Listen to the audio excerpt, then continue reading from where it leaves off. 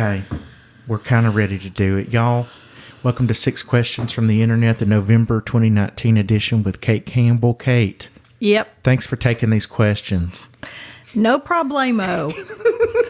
You were looking over them so you'd have your thoughts together, and you said, there's some of the stuff even I don't want to know. I don't want to know, and I have to look up or I've forgotten. You got to overshare, Kate. I know. I'm working on it. I'm oversharing. I do it. I do it at my concerts a lot. I tell a lot of stories at the concerts. What'd you have for breakfast? Well, I went to Cracker Barrel. You did? Yeah, I don't go there all the time because I do have some issues, but they have been in my life most of my life. They've come a long way.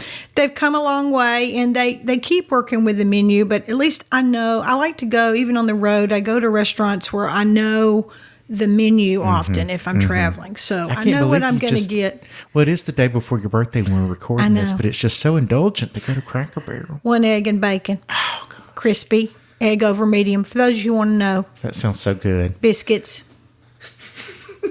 But, I always cheat and I always go get my coffee somewhere else. They always get mad at me because, they don't say anything, but, they try to get you to get a latte and stuff there, but I know they're just doing that on a machine and I don't want it. So I bring my own coffee and I get water.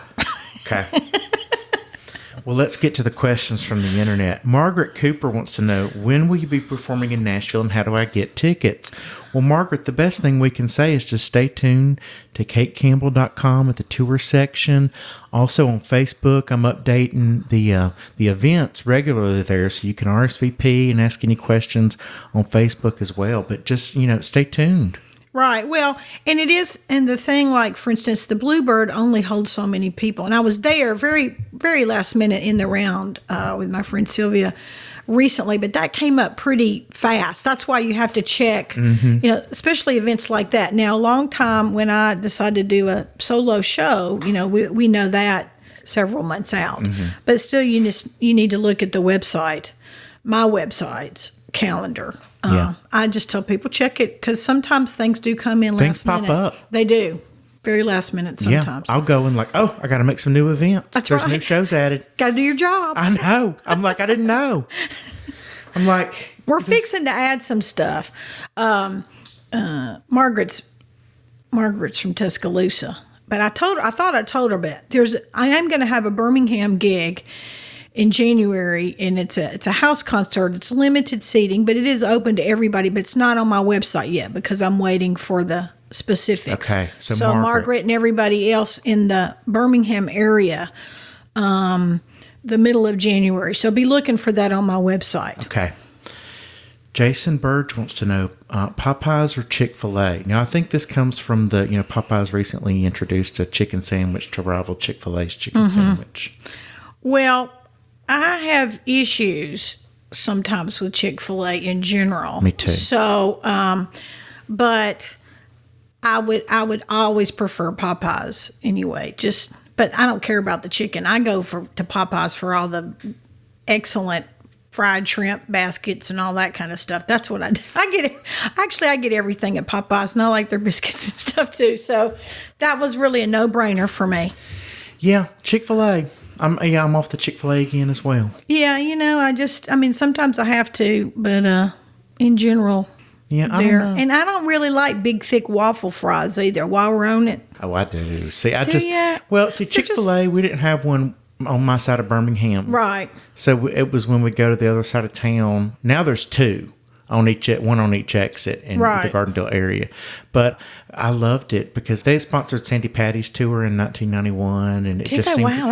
It just seemed really holy, because it was Christian chicken. But now that I've grown up, I'm just like, no. Well, I went to Samford University in Birmingham, and the a cappella choir, they were sponsored, so they all are somebody get Mr. whatever's name, Mr. Kathy, is it Kathy? Truett Kathy. Somehow the a cappella choir at Samford University, I don't know, but the guys wore Chick-fil-A ties. That tracks. It tracks, doesn't it? Yeah, little tie, whatever the logo was. I don't know why I remember stuff like that, but there you go. Anyway, moving on. Now, Jeff Goodman wants to know, which Hefner brother do you like the most? Hefner. Hefner. I don't think I understand this. That's because you don't know the Hefners, but I do. Okay. And Who are they? well, Todd has been my booking agent on and off for several years. Oh, okay. But it's This seems a little inside. at different times, right? So let me just say that Todd, well, it's very interesting because the Hefner, Todd's father or whatever, they actually were in New Orleans Seminary. Our families have kind of been in each other's different times in our lives. We've been around together, starting in New Orleans and then in Nashville. But I love all the brothers. Okay. They're all different in their own way and special. Yeah, I tried to Google and I was like, what? No. I thought it was some poet y'all were talking about. No poets, just guys. Okay. Joanna Castillo. Is it Castillo or Castillo? Probably Castillo. Yeah, I got the two L's. Yeah. She wants to know the story behind Corn in a Box, which is a standout track from your album Monuments. I love this story. It's a funny story. And, I had to remember, because I used to play this song all the time, but I haven't played it in a long time. Even now, I'd have to practice it. Well, I like weird stories. And my friend down in Auburn, I don't know if it was on public TV or whatever, they saw some advertisement. It could have been something you got on public radio or whatever, if you pledged, and it was like how to grow corn in a box or whatever, down in Auburn. And they actually tried it. They put, tried it. I mean, you get the little box or whatever, and they put the corn in a box, whatever, with dirt and stuff, So it was more decorative? No, they put it outside hoping to see if it grew, and I don't remember now. I'd have to ask Evie what the actual, I think they kind of grew, but not really. It's not, like a big cornfield. It didn't really happen that way. But I think something kind of grew a little bit. Okay. But I just thought that was a funny thing. Mm-hmm. I love stuff like that. Well, there was the guy who stopped and told them. Do you remember that part? Yeah, you can't grow corn in a box. A guy stopped, saw it. Yeah. And came to their front door and said, "Man, you can't grow corn. You can't grow corn in a box." Yeah. But that was all because Evie had, I said, they were trying. Of course, they probably knew that at that point. But concerned neighbors. But it was still fun. But I do think, it seems like we can look it up too. It's been so long. I haven't even done that song in a while.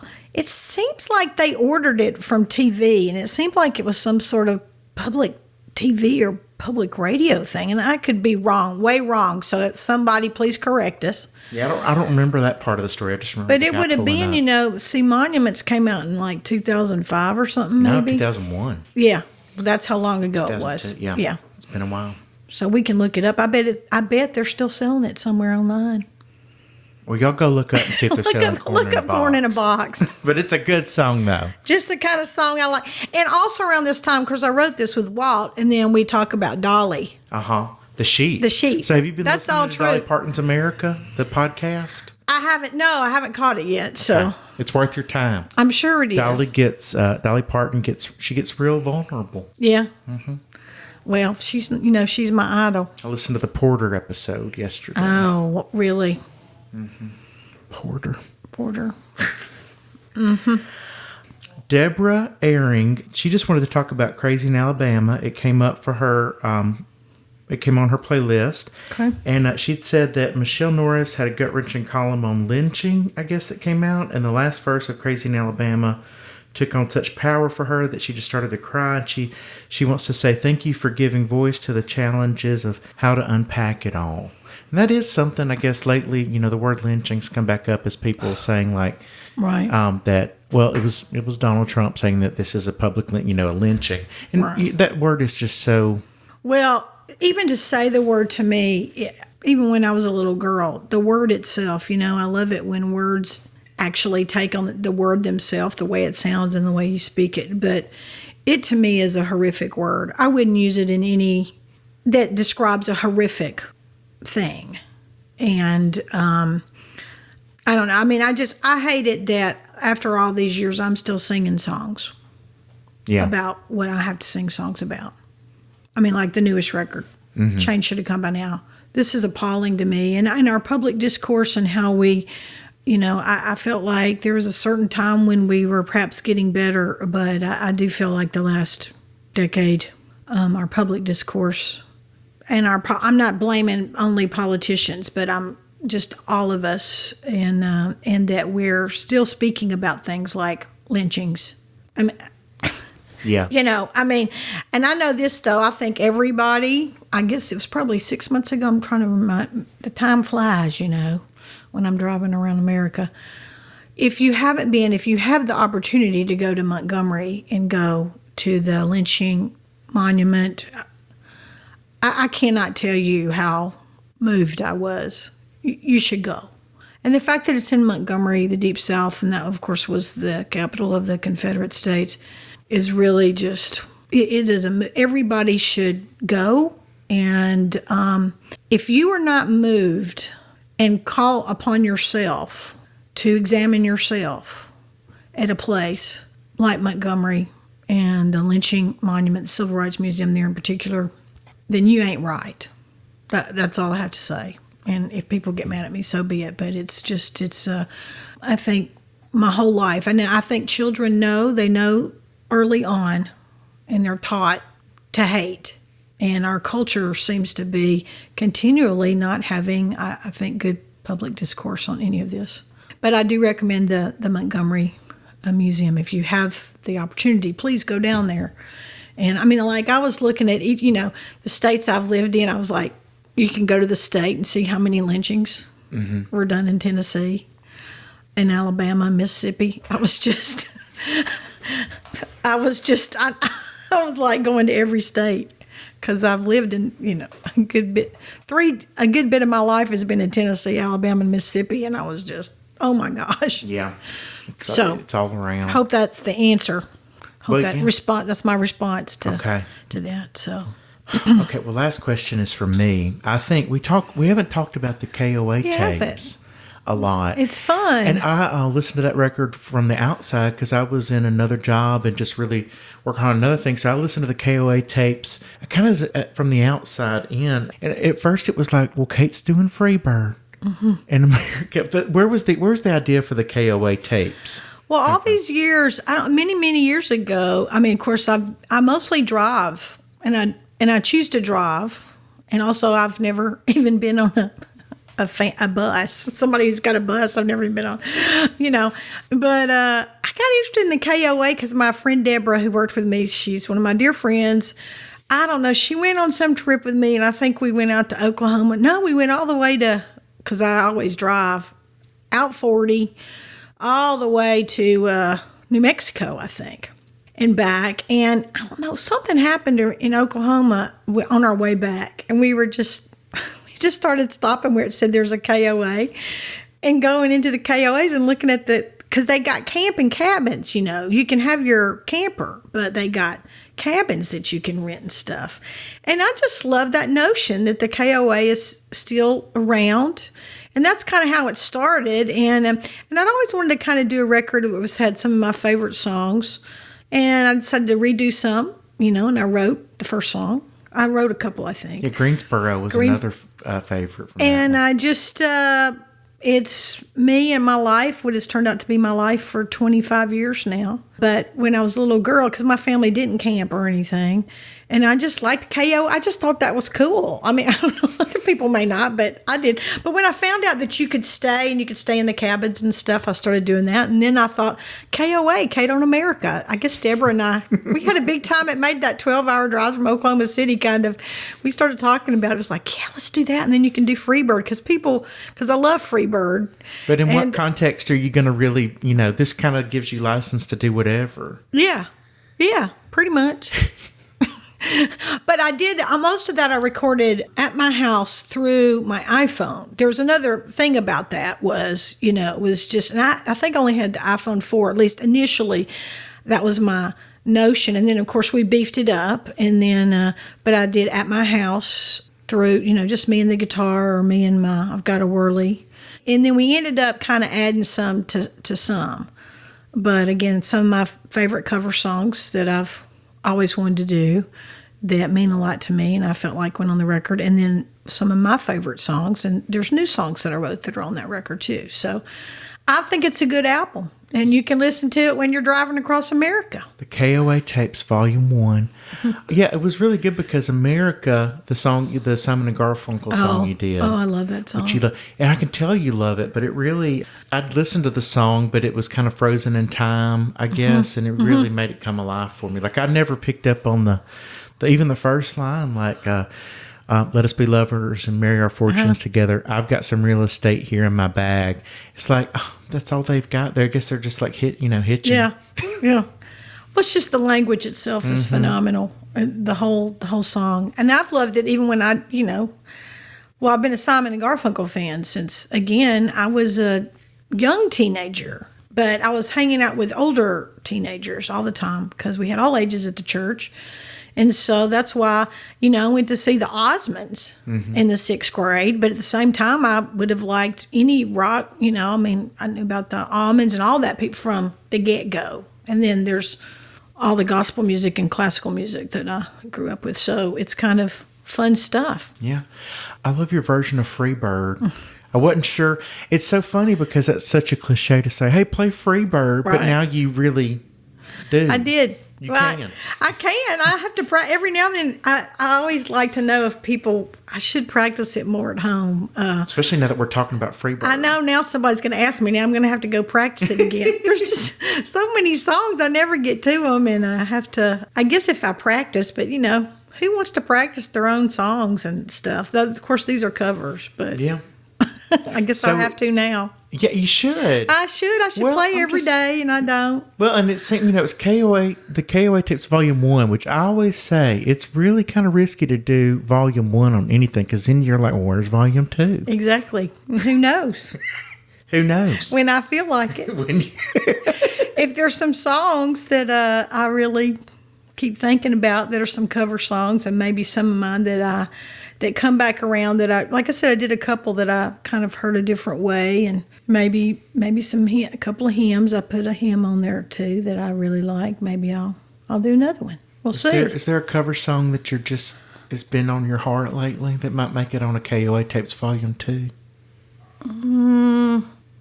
Has the Lord placed a rock cover on your heart? Possibly.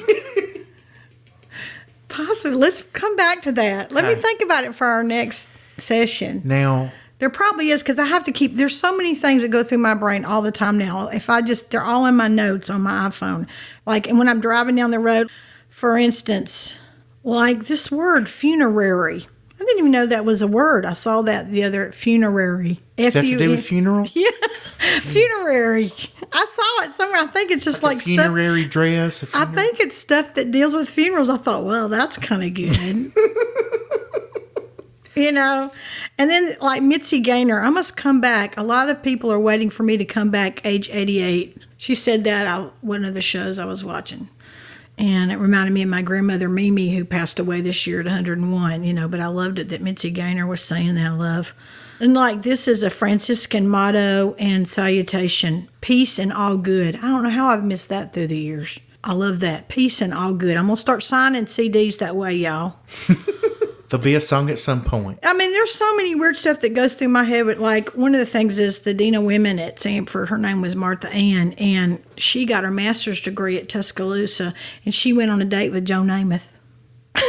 Was he wearing his fur coat on the date? No, this is when he was at Alabama. Oh. The quarterback at Alabama. No, this is like, she was a graduate student and he was a quarterback. And it's just funny. I mean, I just love stuff like that. And she just told me that one day. She goes, yeah. She goes, I went out on a date with Joe Namath. They go, no, you didn't. She goes, yes, I did. I swear I did when I was graduate school at Alabama. I go, well, that's, I like the Jets because when I was a little girl, I liked Joe Namath. So, and I had a Joe Namath football card.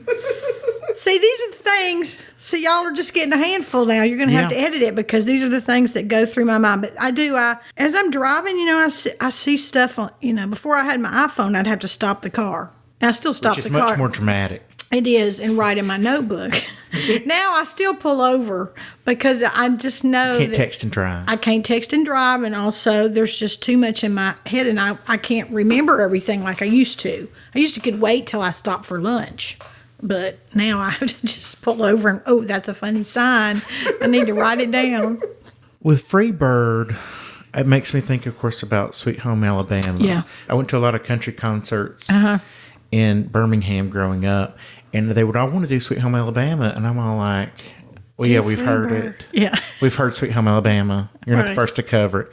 But it's really like, it's become a de facto state song. It's even on the welcome signs now. I know. Sweet Home Alabama. It's kind of, I don't know what I think about that. I guess you just got to accept it. I mean, I can't change it. I'm not going to go down to the Department of whatever. Transportation, or transportation. Is it the Interior? They've got lots of weird different names. Yeah. Montgomery. I just, don't forget Stars Fell on Alabama. No, absolutely not. Now, that's a good song. Have we talked about that yet? No. Stars Fell on Alabama. You worked it in a little bit to Walk Among Stones, also on the Monument. Yeah, because I used to sing that. I mean, when I was in college and stuff, every now and then, it was a big, Stars Fell in Alabama. Yeah. Moonlight in Magnolia, starlight in all the world's I can't even believe I remember that so much now, but I do. Well, thank you so much. Thank you so much, Kate. And I look forward to talking more about the KOA tapes. Yes, thanks for asking about that, because I forget about the KOA tapes too, but it really meant a lot to me at the time to do that. Yeah. And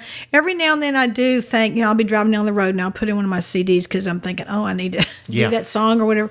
And I think that's a pretty cool record, and there's good people. Missy is playing on that record. And you're still recording some stuff on your iPhone, so I just, I am. So you never know. Okay. I think we need a part 2, though. I agree. Who's on the phone? It was Ira. Oh, Ira's always calling during our tapings. I know. I turned it on. Now I called again right back.